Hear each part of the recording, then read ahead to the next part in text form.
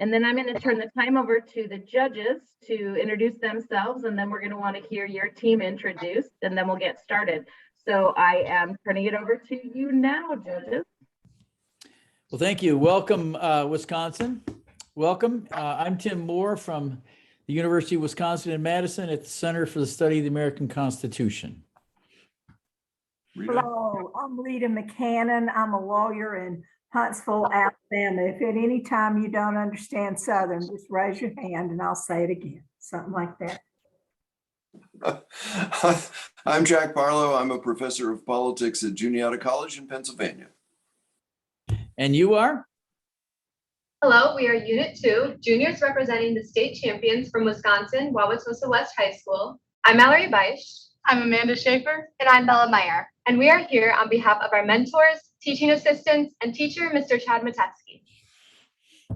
Hello, Chad.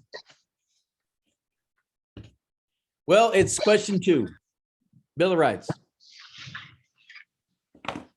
I'll give it a read and then we'll get started here. When explaining the proposed Constitution, why the proposed Constitution lacked the Bill of Rights, one Federalist claimed that in a government possessed of enumerated powers, such a measure would not only be unnecessary, but preposterous and dangerous. Do you agree or disagree with this statement? Why or why not? In your opinion, did the first 10 amendments to the Constitution sufficiently address the concerns of the Anti-Federalists? And to what extent, if any, should we consider adding additional amendments to our constitutions?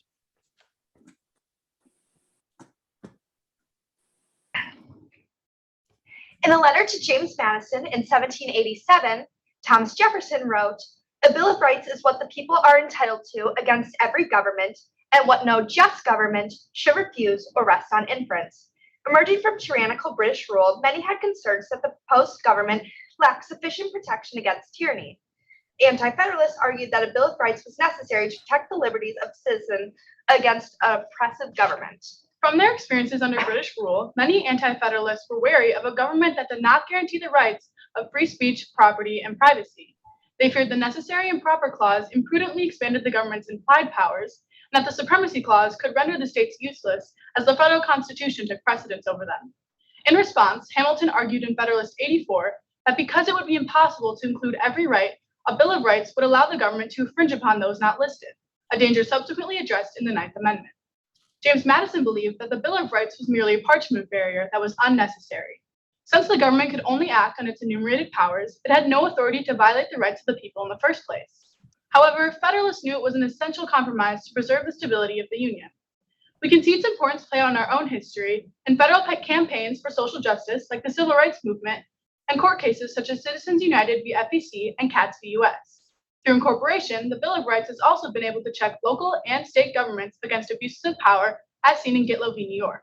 The Bill of Rights addressed many of the concerns of the Anti-Federalists, such as the increase in federal power as articulated in Brutus I. This fear was answered by the 10th Amendment, which ensured that the states would retain all powers not delegated to Congress nor denied to the states. The right to a trial by a jury of one's peers, secured by the 6th Amendment, answered the concerns stated in Cincinnatus II, rooted in the British practice of trying cases in England.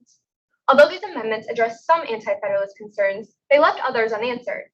Oldwick III outlined other foundational concerns in the body of the Constitution itself, such as the taxation power, the necessary and proper and supremacy clauses, and a standing militia. New amendments were proposed to address these concerns, but ultimately only 10 were approved by the states.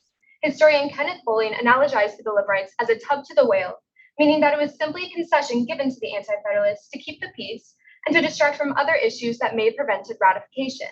Federalists desired to make promises amending only what was absolutely necessary to secure ratification. Although our Constitution has served us for over 200 years, it is due for change. The Equal Rights Amendment would enshrine equality of the sexes and prevent discrimination by placing matter of sex under strict scrutiny. Despite eventually gaining enough support from the states, the amendment expired, making it ineligible for ratification and should be proposed again. Additionally, 27 states have applied for a convention to discuss a balanced budget amendment, which would reduce irresponsible expenditures by requiring that the government cannot spend more than its income. As the next generation, we feel it's important to prevent debt and maintain the longevity of our government. Finally, the right to vote should be explicitly enumerated in our Constitution. as voting is one of the most sacred ways to uphold the social contract. The 15th and 19th Amendment guaranteed that the right to vote would not be denied on account of race or sex. They did not themselves recognize the right to vote, only the right of equal treatment. However, we acknowledge the rigidity of the amendment process that makes our proposals somewhat unrealistic. Since the ratification, over 11,000 amendments have been proposed and only 17 have been approved. The challenges of altering the Constitution, however, should not prevent us from having the conversations necessary to do so. As stated in Philadelphiensis 3, the only thing in which a government should be efficient is to protect the liberties, lives, and property of the people. It is the responsibility of our government to uphold the social contract by protecting the rights of its citizens. The Bill of Rights was a necessary advancement for the most fundamental role of political authority, but changes are needed today to reinforce its effectiveness. Thank you. This concludes our statement, and we are now ready for your follow-up questions. All right, here we go. Explain to me Madison's flip-flop. I mean, he starts out, don't want amendments, winds up being the guy to push for amendments. How does that happen? The Federalist argument was ultimately very political, as originally, such as Madison, did not want a Bill of Rights. However, they saw that the proposal of a second convention was coming, as seen following New York's convention, with the circulatory going around to the states proposing that we should have a second convention because they did not agree with the things that were going on, such as no Bill of Rights. Furthermore, the Federalists knew that North Carolina and Rhode Island made their ratification of the Constitution contingent on a Bill of Rights, and the Federalists were concerned with keeping the country unanimous, so they wanted these states to ratify in order to keep the Confederation as a whole. So over the course, what's so scary about a second convention? What's the big deal? We had them all the time. A second convention could easily have turned into a runaway convention, and this did happen at the Philadelphia Convention, as the delegates completely went against their instructions, and instead of simply amending the Articles of Confederation, they completely abolished it. Similarly, Okay, touche. Oh, I'm sorry, I cut somebody off. the Federalists were also concerned that by opening the conversation to a Bill of Rights, it would allow the Anti-Federalists to sneak in amendments that would change the structural functions of the Constitution. For example, New York proposed a recommendatory amendment that would abolish the national militia, so the Federalists wanted to limit this possibility as much as possible. However, Jefferson did want a convention every 19 years. While that may not be feasible for a convention every 19 years, I do believe that there should be a convention held today because each generation should have a voice in our Constitution. Thank you. do you think that that it should be wide open? I mean, should today's convention be able to consider any changes to the federal government? Well, currently we do see a push for a convention, as 27 states have applied for a convention to discuss a balanced budget amendment, while an additional 6 have applied for a general convention. However, it is unlikely that even if we did have one, anything would be able to pass, as we see gridlock within our country between the political parties. So it is unlikely that if we did have one, anything real would come out of it. However, there are many controversial amendments today, such as the Second Amendment. While I believe that there should be more restrictions on it, as we can see in 2019, the US was the second country with the most gun-related deaths. And just on Friday, a student did bring a handgun into our school, which is unacceptable, and we need more regulations. Okay. Tell me what you are the most concerned about as people your age about losing as a right. Are there any rights that you are concerned you could lose given the current environment of our political minds in our country? Or in the alternative, do you have specifics on what you would like to see added as an amendment? The right to healthcare should be added as an amendment, as we see people being denied this right in our country. And Roe v. Wade did recognize the right to healthcare and abortion specifically for women. However, we see movements today through legislation to reverse this in Texas and Oklahoma and Florida. So we need an actual amendment to ensure that this will not be overturned and the right to healthcare and abortion will be available for all. Additionally, there should be an amendment that controls campaign finance, as decided in Citizens United v. FEC, as this would make running for election much more feasible and accessible to the average person, as typically candidates spend billions of dollars on their campaigns. And this can be seen within the last two elections, where the candidate who spent the most money ended up winning the election. We also need an amendment to add a term limit to Supreme Court justices. Former Justice Stephen Breyer said that that he would be fine with a 15 to 20 year term limit on justices, as we can see that they do not identify as our generation. Do you think that, what do you think has been the biggest threat to rights in America? Has it been the government? Has it been the majority? Has it been the courts? Has it been the states? Where do you think the the primary threat to rights has been? States have been the biggest perpetrator of the people's rights, and before incorporation, as seen in the Due Process Clause of the 14th Amendment, this is especially true. And this is why we needed incorporation, as there was a switch within our system called the Second Founding, and this was seen to place more restrictions on the states with the post-Civil War amendments, and incorporation was a part of this. And this is played out in cases such as Neary, Minnesota, where there are newspapers that were being censored, and this was seen to be a violation of the press in the First Amendment. The courts have been another example of implementing injustice within our society, as seen in Plessy v. Ferguson and Korematsu v. US. However, through judicial independence, we can see some of these cases being overturned in the future, in cases such as Brown v. Board of Education, which decided that separate but equal was inherently unequal. So we can see that even though the courts sometimes make wrong decisions, it can be overturned.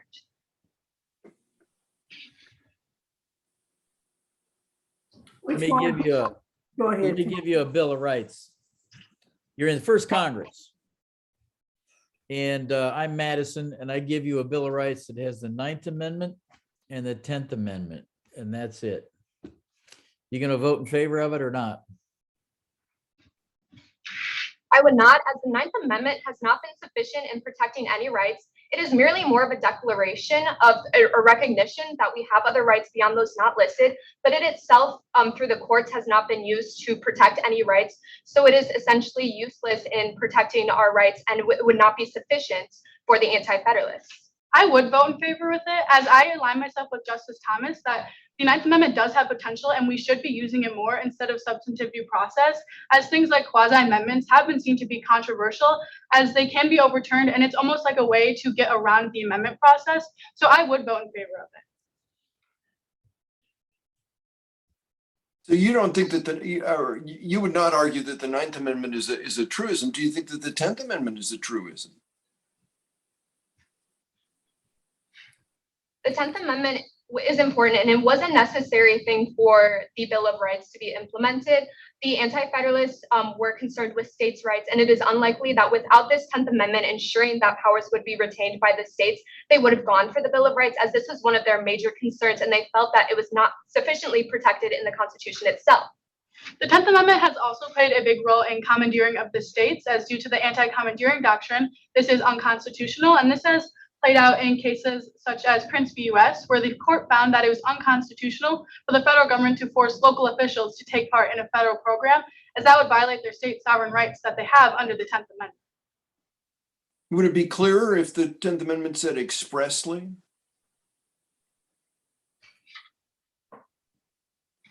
The word expressly can be Powers not expressly delegated? The word expressly we have seen been dangerous to be used through history, as in Article 2 of the Articles of Confederation, it stated that the states retained all powers not expressly granted to Congress.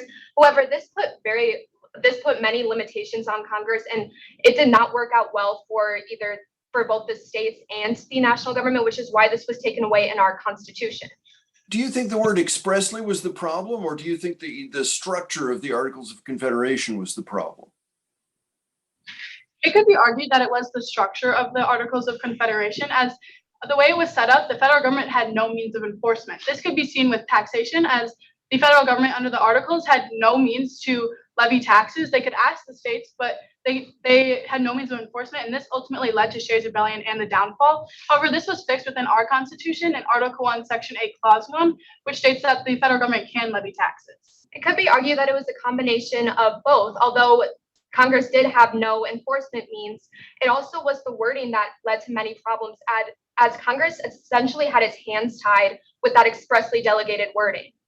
Also, under the Articles of Confederation, they had to have all of the states in agreement, which didn't help because Rhode Island hardly ever expressed their wants and needs and didn't vote in favor with the rest of the country.